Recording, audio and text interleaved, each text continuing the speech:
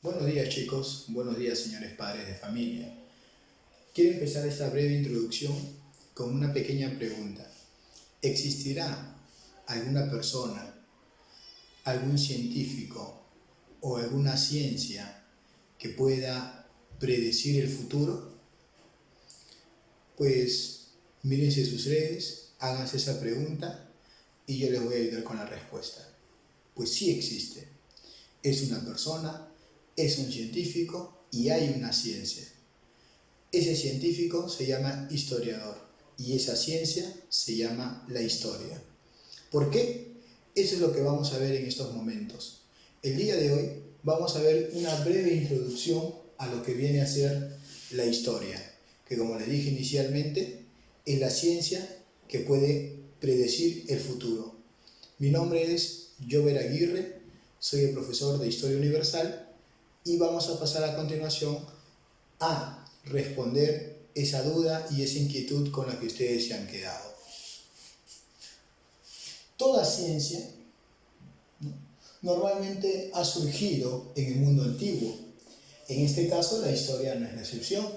Si nosotros hiciéramos una historia de la historia, si retrocediéramos en el pasado, retrocediéramos en el tiempo para estudiar o para analizar dónde surge la historia, pues tendríamos que retroceder más o menos hasta el siglo V a.C. ¿Dónde?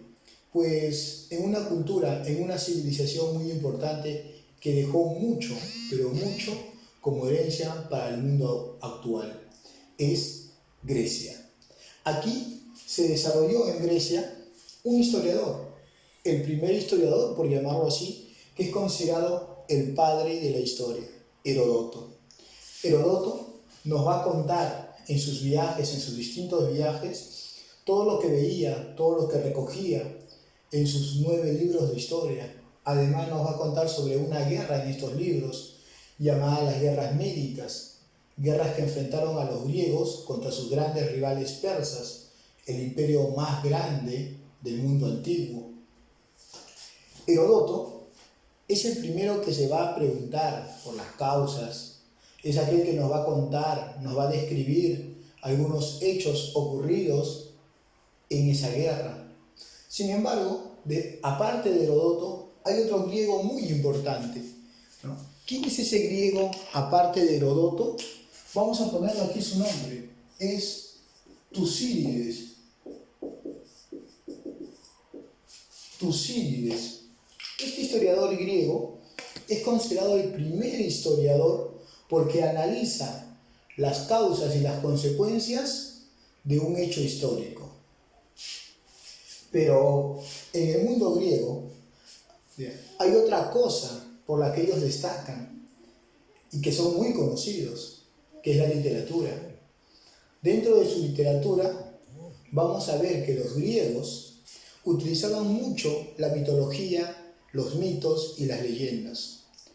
Aparte de eso, tenían dioses, tenían semidioses, tenían héroes y tenían ninfas, que eran las protectoras de las artes.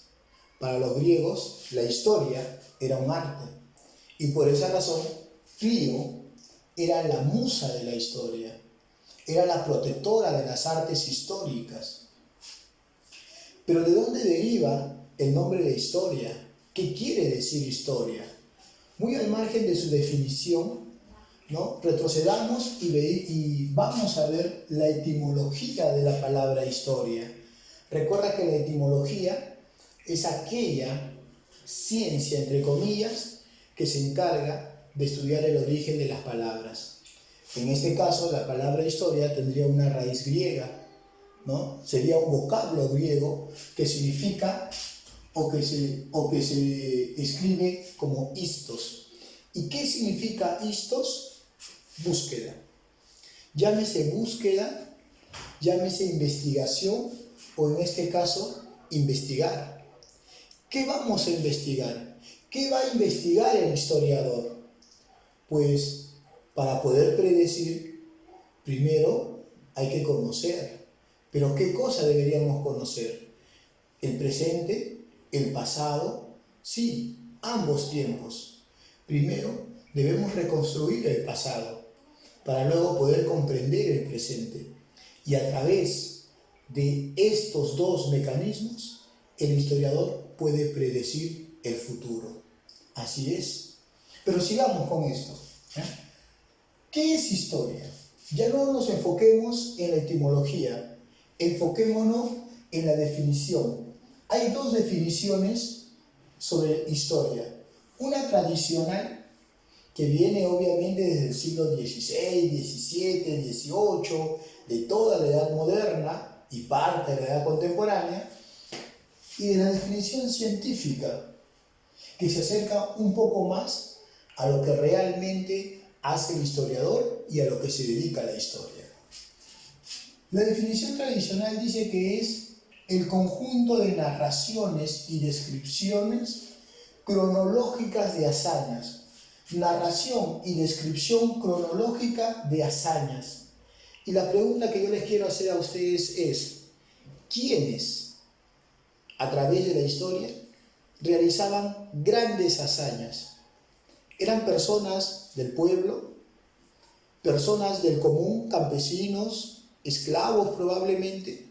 No, la historia se enfocó principalmente, chicos, en estos dos personajes, en héroes, que eran los que realizaban las grandes hazañas, y los reyes, que eran los grandes gobernantes. Entonces, si nosotros nos enfocamos en esta definición, prácticamente da a entender que la historia solamente se encarga de estudiar, solamente se encarga de investigar los hechos que hicieron los grandes héroes y los grandes reyes. Pero ¿y dónde queda el pueblo? ¿Dónde quedan las otras personas que no realizaron grandes hazañas, por decirlo así? ¿Acaso no los contabiliza? Bajo esta lógica, nosotros diríamos que Alejandro Magno fue el único griego que pudo expandir el imperio griego hasta cerca a la India. ¿Pero qué? ¿Acaso él luchaba solo? ¿Acaso no tenía soldados? ¿Acaso no tenía un ejército? ¿Acaso las grandes victorias que realizaba Alejandro Magno no contaba con su numeroso ejército? Por supuesto que sí. Entonces la historia no puede estar hecha por un hombre, tiene que estar hecho por todos. Bajo esta lógica, diríamos que el rey Carlos I de España logró conformar en el siglo XVI el imperio más grande del mundo. Pero pregunta, ¿lo hizo solo? ¿Acaso no contó con militares? ¿Acaso no contó con una burocracia que le ayudara a gobernar y administrar tan vasto imperio?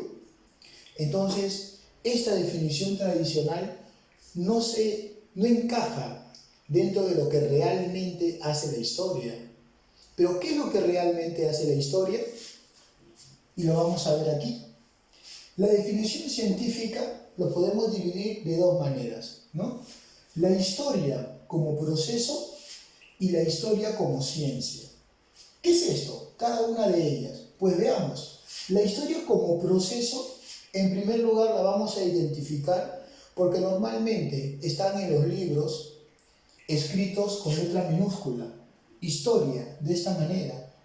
Cuando yo vea este término de historia escrita de esta manera, entonces debo entender que se está hablando de la historia como proceso. ¿Y qué es eso? Un conjunto de acontecimientos del pasado. O sea, hechos importantes que ocurrieron en un determinado tiempo y en un determinado lugar. Pero también está la historia como ciencia. Y la historia como ciencia es una ciencia social. ¿Por qué decimos que es una ciencia social?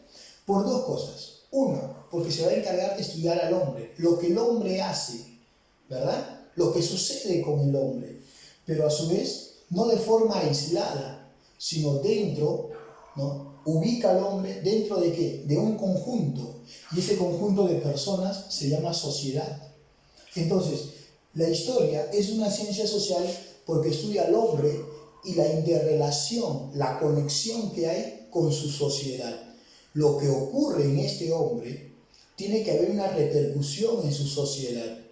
A eso nosotros le vamos a llamar hechos históricos. Ya vamos a llegar ahí.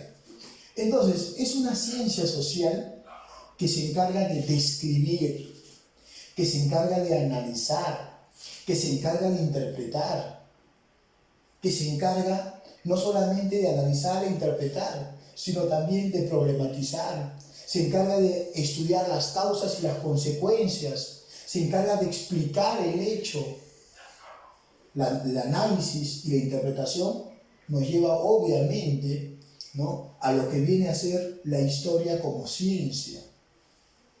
¿Y cómo identifico yo a esta historia como ciencia social? Como lo identificamos cuando vemos el término de geografía o cuando vemos el término de derecho, de ciencias políticas. Todas las ciencias se escriben con mayúscula, de esta manera. Entonces, tenemos a la historia como ciencia que se encarga de estudiar al hombre y la sociedad. ¿Pero qué hace el hombre y la sociedad? Pues simplemente son actores de todos los acontecimientos que hayan ocurrido en su vida diaria. A eso le llamamos hechos históricos. ¿Qué más? Veamos, características de la historia. ¿Por qué se caracteriza la historia? Pues estamos hablando de la historia como ciencia. Ya no nos enfoquemos en la definición tradicional. Olvidémonos de que la historia lo hacen solamente los grandes personajes, los grandes reyes, los grandes héroes, los presidentes. No, la historia lo hacemos todos. Entonces nos enfocamos en esta definición de historia. ¿Y cuál es la característica de esta ciencia social? Primero, es una ciencia. ¿Por qué es una ciencia? Todas las ciencias utilizan un método, una técnica de investigación. Un método de investigación y una técnica de investigación. En el caso de la historia como ciencia, utiliza el método científico. ¿En qué consiste el método científico? En algunos pasos importantes. Primero, la observación. Yo agarro el fenómeno y lo observo. Después de observar el fenómeno, ¿qué es lo que hago? Pues simplemente problematizo. Me pregunto, ¿por qué es azul? Ahí, al momento de yo preguntarme, ¿por qué es azul?, ¿no?, ¿cómo es posible que este objeto pueda pintar en una pizarra acrílica? Yo estoy problematizando. Y después de problematizar, yo debo buscar una explicación a ese hecho. ¿Correcto? Bueno, este plumón pinta, ¿no?, en una pizarra acrílica porque dentro tiene una tinta que es especial para este tipo de materiales. ¿Qué es lo que estoy haciendo? Le estoy dando una explicación al fenómeno, al hecho. Eso se llama hipótesis. Y yo tengo que, esta hipótesis, comprobarlo. Toda hipótesis tiene que estar sujeto a una comprobación, a una demostración. Y luego de ello, luego de que yo ya demostré que mi hipótesis era la correcta, entonces, ¿qué comienzo a hacer? Pues simplemente comienzo a explicar, a detallar, ¿no? Y esto terminará probablemente en una publicación. Entonces, la historia como ciencia posee métodos. Decimos que la historia no es una ciencia total. La historia, para reconstruir el pasado, se tiene que apoyar también en otras ciencias. Pero eso lo vamos a ver después. Cuando la historia se apoya en otras ciencias, a esas ciencias que ayudan a la historia se le llama ciencias auxiliares. Quedémonos con una idea. La historia como ciencia no se puede encargar sola de estudiar todo el pasado. Tiene que apoyarse. Por eso decimos que la historia es una ciencia interdisciplinaria, porque interactúa con otras ciencias también. Otra característica es humanística. Humanística viene de humano, ¿verdad? ¿Qué cosa quiere decir eso? Estudia al hombre. Ya hemos dicho, estudia al hombre, ¿correcto? Y su sociedad, y su interacción con la sociedad. Ambos, el hombre y su sociedad, ¿qué cosa van a formar o qué cosa van a generar? Los acontecimientos históricos, los hechos históricos. ¿Es racional? Por supuesto que sí. Toda ciencia tiene que ser racional, está basada en la razón. Además, se basa en fundamentos. ¿Qué cosa es un fundamento? Evidencias. Yo no puedo decir que solamente este es un plumón y que es de color azul. Yo tengo que demostrar, tengo que encontrar las evidencias. En este caso, aquí hablaríamos nosotros de las fuentes históricas. La historia, para poder reconstruir el pasado, para poder estudiar el pasado, para poder estudiar los acontecimientos del pasado, se apoya o recoge, mejor dicho, evidencias. Evidencias que estos hombres y que esta sociedad dejó en el tiempo. A eso nosotros le llamamos fuentes históricas. Selectiva. No todo acontecimiento del pasado es un hecho histórico. No todo acontecimiento del pasado es un hecho histórico. ¿Qué es un hecho histórico? ¿O qué es un acontecimiento del pasado que la historia analiza? Pues simplemente aquí viene la característica selectiva. De todos los acontecimientos que ocurren en el día a día, ¿no? En las horas, en los días, en los meses, en los años, en los siglos, la historia selecciona esos hechos. Selecciona de lo importante y de lo secundario. Lo importante va a ser aquello que va a tener una trascendencia en la sociedad, que va a cambiar la vida del hombre y de la sociedad. Eso es, nuevamente recalco, hechos históricos. Se relaciona o relaciona espacio y tiempo. Sí, todo hecho histórico, todo acontecimiento que ha ocurrido en el pasado, se desarrolló en un determinado momento, que nosotros le llamamos tiempo, ¿no? Y en un determinado espacio, que nosotros le llamamos lugar. Tiempo, espacio, son los dos elementos fundamentales para el desarrollo de un hecho histórico. Prospectiva. ¿Qué cosa es prospectiva? Simple. Hemos dicho que la historia se encarga de estudiar los acontecimientos del pasado. La historia como ciencia estudia los acontecimientos del pasado. ¿Y por qué es importante estudiar los acontecimientos del pasado? Porque es importante reconstruir el pasado para poder comprender el presente. Sin estudiar el pasado no podemos comprender nuestra realidad. Para comprender esta realidad, esta situación, esta coyuntura que nosotros estamos viviendo, es importante enfocarnos en el pasado. Una vez que hayamos reconstruido el pasado y hayamos comprendido el presente, lo que vamos a poder hacer, y es lo que le dije al inicio, poder predecir el futuro. Realiza conclusiones para el futuro. Ahí estamos hablando de la importancia de la historia, que es estudiar el pasado para comprender el presente y proyectarnos al futuro. Sacar algo bueno del pasado, aprender de los errores del pasado. Hay una frase que dice que pueblo que no conoce su historia está condenado a repetir los errores del pasado. El Perú es uno de estos países, y es porque muchas veces las personas como nosotros, niños, adolescentes, jóvenes, adultos, hijos, padres, estudiantes, ¿no? Egresados en general, autoridades en general, se olvidan de que hay una ciencia fundamental en el desarrollo de la sociedad. Esa ciencia fundamental en el desarrollo de la sociedad que nos enseña a no cometer errores en el futuro se llama historia. Muy bien. ¿Cuál es el objeto de estudio? ¿En qué se va a enfocar la historia?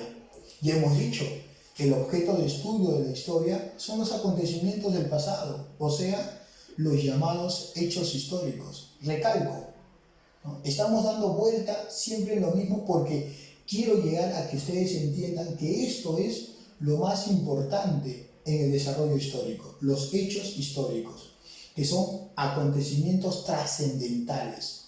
No cualquier acontecimiento, sino aquellos que tuvieron un impacto en la sociedad. Todo aquel acontecimiento que ha cambiado la vida del hombre y de la sociedad. Todo aquel acontecimiento trascendental que ha cambiado la vida del hombre y de la sociedad. Pongamos algunos ejemplos. La peste negra. Hoy, si estamos llevando unas clases virtuales, unas clases a distancia, si no nos estamos reuniendo dentro del salón, se debe a un gran problema sanitario. a una emergencia sanitaria llamado el COVID-19. Pues sí, es una pandemia, se ha generalizado por más de 200 países y ya está ocasionando millones, ¿no? O casi millones de muertos. Se cuentan en miles de muertos. La peste negra fue una epidemia que azotó gran parte de Europa, principalmente Europa occidental, allá en una época llamada la Edad Media. A fines de la Edad Media, en el siglo XIV, a las personas les comenzaron a aparecer manchas, ¿no?, negras entre las axilas y entre los genitales. Y esas manchas se convertían en negras y simplemente se infectaban y reventaban. Eran como unos granos enormes y eso le generaba la muerte. Había 3 tipos de peste negra. La peste bubónica, que lo provocan las ratas infectadas de esta bacteria llamada la Yersinia pestis. Estaba la peste septicémica, provocada por la picadura de insectos. Y estaba la peste neumónica, que atacaba obviamente los pulmones, como el coronavirus, ¿no? El coronavirus que ataca los pulmones y te puede matar de una gran de una gran neumonía. Esto es un hecho histórico entonces, algo que tuvo una consecuencia trascendental en la sociedad. Se dice que después de la peste negra, ¿no?, ya nada fue igual. Había mucho cuidado entre las personas. Se dice que la peste negra, por ejemplo, ¿no?, antes de la peste negra, la iglesia se había ido contra los gatos, porque consideraban que los gatos eran algo así como los animales que poseían ¿no?, que eran poseídos por los demonios. Entonces prácticamente se exterminaron los gatos y al ya no haber gatos, las ratas abundaron. Así es, ¿no? Entonces, simple. Esto, ¿qué consecuencias trajo? La pérdida de 1/3 de la población europea.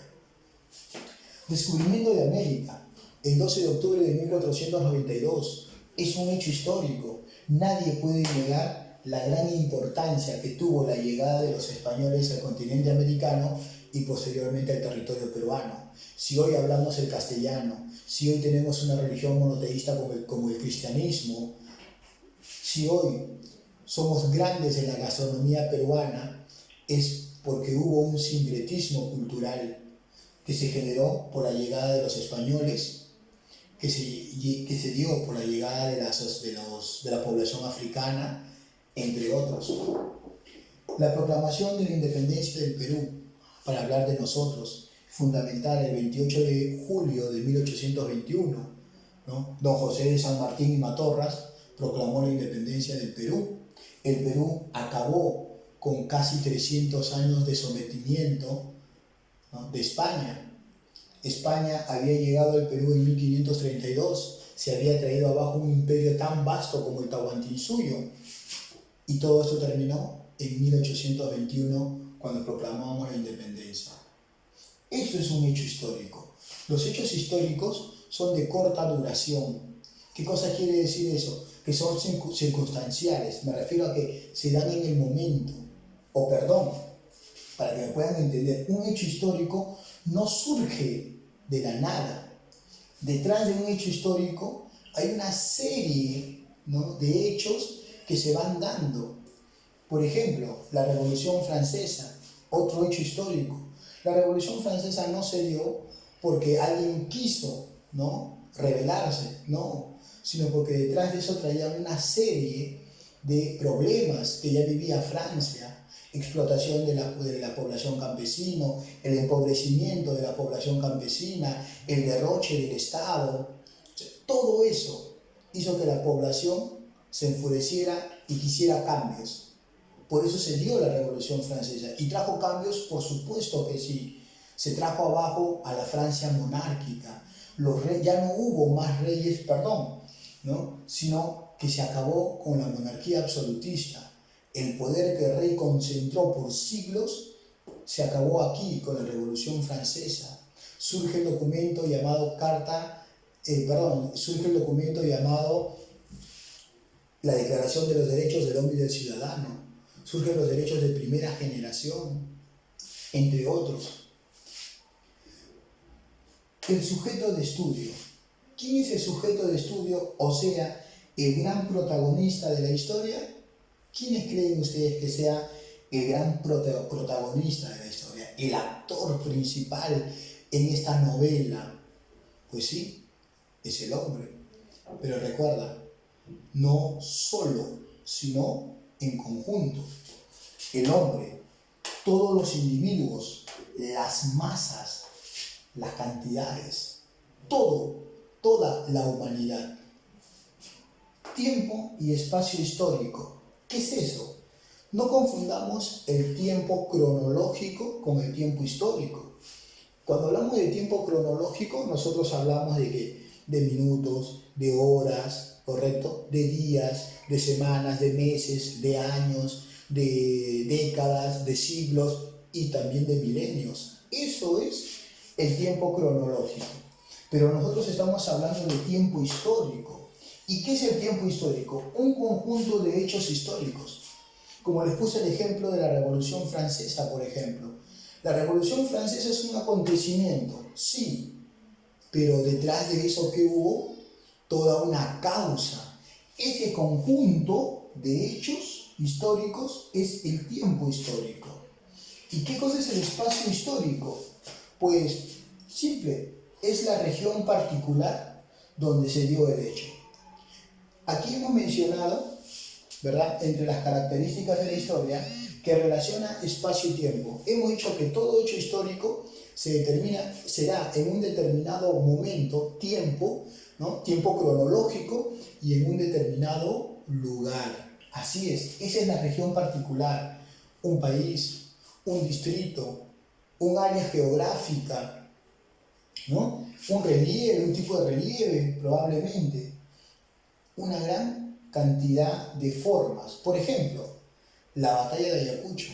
¿Dónde se dio la batalla de Ayacucho? Que consolidó la independencia del Perú. Sí, tú dirás, Ayacucho, profe. Sí, está bien.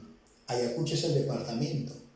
Pero si yo quiero ver el espacio, la región particular, yo diría que serían las pampas de la Quinua, en Ayacucho, donde hoy se levanta un enorme obelisco, ¿no?, en conmemoración a dicha batalla. Así es. Igual, si yo diría, por ejemplo, la Revolución Francesa. ¿Dónde se dio la Revolución Francesa? Francia, profe. En toda Francia, yo diría que no es tan cierto en toda Francia. Principalmente, ¿dónde está yo? En París. ¿Por qué París? Porque ahí estaba el centro. ¿No es así? ¿Qué más? Por ejemplo, el descubrimiento de América. América, profe. Toda América, diríamos que en parte sí. Pero cuando nosotros hablamos de descubrimiento de América por parte de España, no decimos toda América. Los españoles llegaron a una parte de Norteamérica, todo Centroamérica y gran parte de Sudamérica. Recordemos que Portugal no era de España. Recordemos que las 13 colonias, lo que hoy es de Estados Unidos, no era de España. Y recordemos que Canadá tampoco era de España. Entonces, ¿qué cosa es el espacio geográfico? Es la región particular donde se dieron los hechos.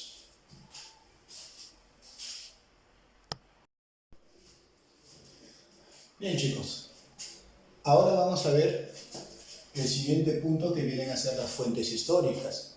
¿Qué son fuentes históricas? Nosotros hemos dicho que es muy importante reconstruir el pasado para poder entender el presente y así, ¿no?, pronosticarnos hacia el futuro.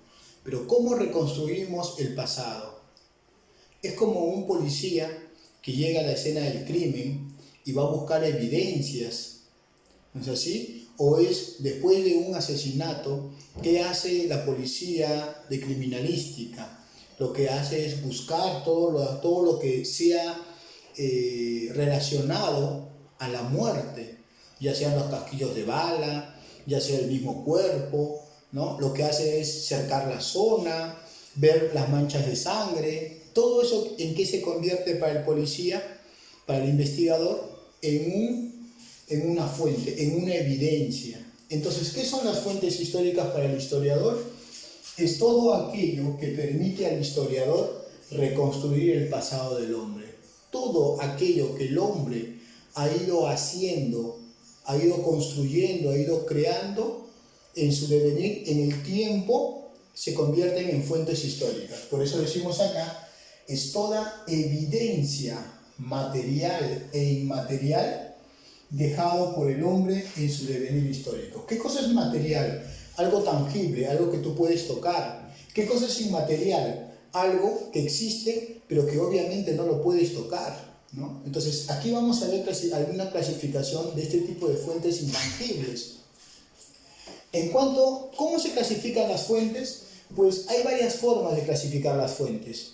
La más tradicional, la más clásica y la más fácil también de manejar y aprender son estas que se encuentran aquí. Por ejemplo, hablamos de fuentes primarias y hablamos de fuentes secundarias, pero a su vez hablamos de fuentes escritas, fuentes monumentales, orales, iconográficas y audiovisuales. Ahora, hay fuentes escritas como fuentes audiovisuales y otras fuentes que se pueden convertir también en fuentes secundarias. Eso lo vamos a ver ahora. ¿Qué son las fuentes primarias? Son las que se han elaborado prácticamente en el mismo momento, en la escena, cuando ocurrió el acontecimiento, cuando ocurrió el hecho histórico, toda esa evidencia, todos esos restos, ¿no? Creados, construidos por el hombre, se van a convertir en fuentes primarias. Por ejemplo, sobre los incas, ¿no? Los españoles fueron los primeros en escribir sobre los incas, sobre el pasado incaico. Entonces, ¿cómo se llaman esos libros dejados por los cronistas en la época de los españoles siglo XVI, siglo XVII? Se llaman crónicas.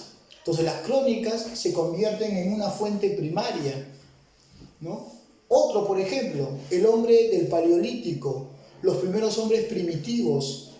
¿Qué es lo que hicieron? Dejaron sus instrumentos líticos, sus armas de piedra. Esas armas de piedra se convierten ¿en qué? En fuentes primarias.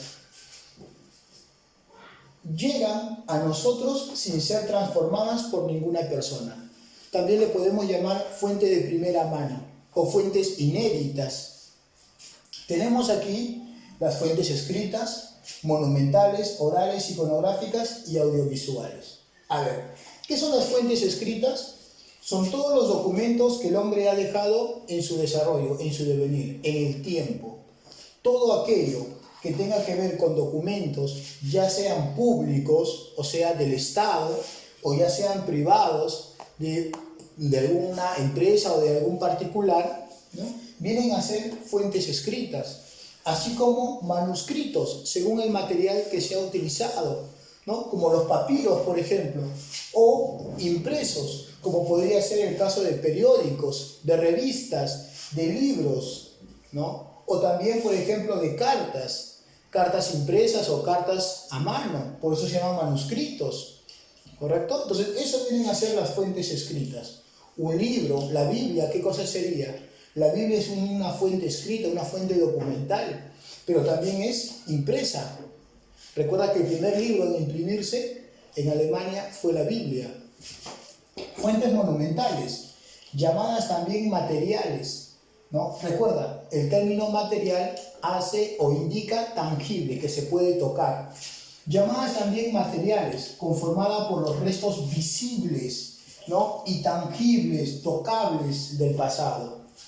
Por ejemplo, monumentos arquitectónicos, como que cuando tú te vas a Ancash, visitas el castillo de Chavín de Huántar, o si tú te vas a Machu Picchu, ¿verdad? En el Cusco, o si tú te vas a las pirámides de Giza en Egipto, o si tú te vas probablemente a Grecia, el Partenón, si tú te vas a Roma, el Coliseo Romano, restos arqueológicos, sí, cerámicas, por ejemplo, las cerámicas halladas desde la época del Neolítico, las cerámicas halladas hace 4000 años en el Perú, etcétera, etcétera. Restos de tejidos, la textilería, ¿correcto? Entonces, esos son restos arqueológicos. Instrumentos cotidianos, del uso diario. Por ejemplo, ¿qué usaban diariamente los cazadores? Sus armas. ¿Qué usaban probablemente las primeras familias, ¿no? Cuando se volvieron agricultoras? Sus herramientas, ¿no? Entre otros. Fuentes orales, testimonios verbales directos, aquello que se transmite de generación en generación. no usando ningún documento, sino por la vía oral, por eso dice verbales. Son tradiciones orales, costumbres que han ido existiendo y que se han ido dando, que se han ido conservando con el transcurrir del tiempo, ya sea en mitos, ya sea en leyendas, en fábulas, en cuentos, etc. Fuentes iconográficas, hablamos de todo lo que es icono, imágenes. Entonces acá tenemos principalmente las fuentes que le podríamos llamar artísticas, como una pintura, como un cuadro de Pablo Picasso, por ejemplo, un gran pintor del siglo XX, o como el mismo Leonardo da Vinci, que habría que analizar sus cuadros, pero también murales, por ejemplo, los jeroglíficos probablemente que están en las pirámides de Egipto, si bien es cierto son un tipo de escritura llamada jeroglífica, pero están no en documentos, están en paredes. Y este tipo de escritura jeroglífica son pictográficas, o sea, presentan imágenes. O, por ejemplo, los murales de la rebelión de los artefactos en la cultura mochica.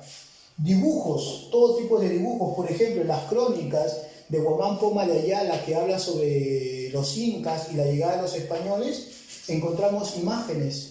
Es una crónica ilustrada. Imágenes en general, fotografías que hay que analizar, entre otros. Fuentes audiovisuales. Estas fuentes aparecieron en el siglo XX y hasta hoy en día siguen siendo útiles para nosotros. Por ejemplo, tenemos las fotografías, las fotografías que se toman de una escena, por ejemplo, o las grabaciones de audio, o las filmaciones de películas, filmaciones en todo tipo, en general. Fuentes secundarias son las que elaboran o las que se elaboran a partir de las fuentes primarias. Las fuentes secundarias toman como apoyo o toman como un proceso de investigación a estas fuentes primarias.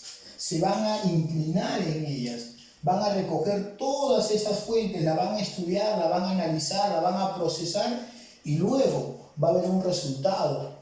Por ejemplo, acá tenemos las fuentes impresas, los libros históricos. Por ejemplo, si yo quiero estudiar algo sobre Egipto, ¿en qué me voy a basar? En la escritura jeroglífica, en sus pirámides, en todo lo relacionado a la historia, ya sea política, económica, social y cultural de Egipto. Entonces, ese libro, esa publicación, se va a convertir en una fuente secundaria. Como Valdemar Espinosa, un historiador de la Universidad de San Marcos, se basa en crónicas, en manuscritos encontrados en España sobre los incas. Y él publica un libro llamado Los Incas. Es una fuente secundaria. Artículos de investigación, de hecho, los artículos de investigación surgen del análisis profundo de estas fuentes primarias. Audiovisuales también podemos encontrar fuentes audiovisuales secundarias, como por ejemplo los documentales. Un documental de la History Channel, por ejemplo, un documental de la History Channel que hable sobre Europa. Entonces, simple, Europa en la Edad Media, Europa en la Peste Negra, eso viene a ser un documental.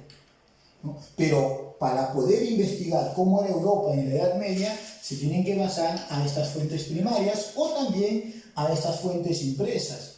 Fuentes como por ejemplo las series históricas, también, que tienen una base, tienen un sustento histórico. No cualquier serie, no cualquier documental. Hablamos de documentales y series históricas.